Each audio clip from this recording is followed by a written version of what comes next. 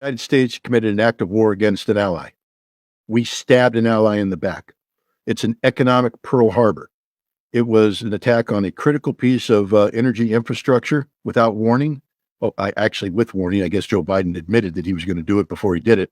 If Russia invades, that means tanks or troops crossing the border of Ukraine again. Then there will be no longer a Nord Stream 2. We will bring an end to it. How will you do that exactly, since the project and control of the project is within Germany's control?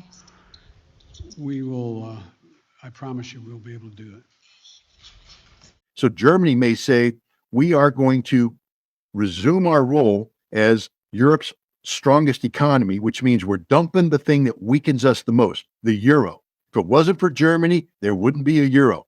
And they may go back to the Deutschmark, and that's the end of Europe. And then the United States is going to be left holding this empty bag, wondering how the heck this happened. It happened because Joe Biden and his advisors, Jake Sullivan, Victoria Nuland, William Burns, and Tony Blinken, are war criminals, literal war criminals. But that's just international law. They also violated the Constitution of the United States of America with intent, bypassing mandatory reporting requirements to Congress.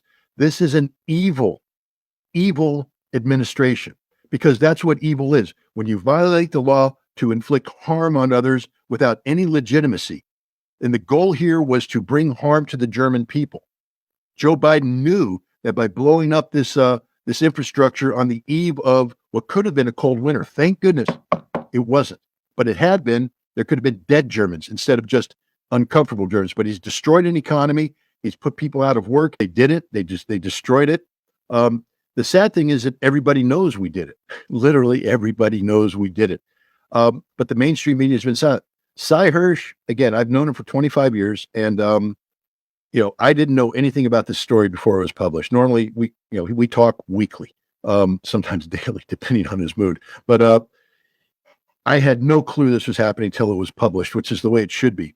But he published this story because he recognized that this is perhaps one of the most important stories of this era.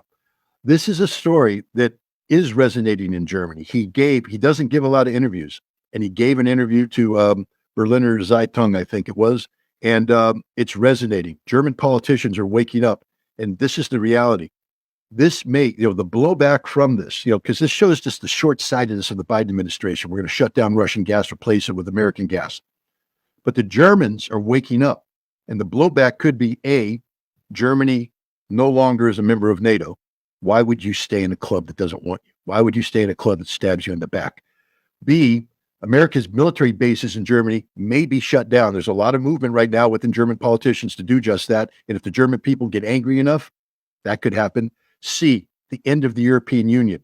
Germany wasn't just stabbed by the United States, but by Norway, by Denmark, by Sweden, by Poland, all who were witting of this. It's a war crime, as the use of the military to attack a civilian target for no bona fide moral military purpose.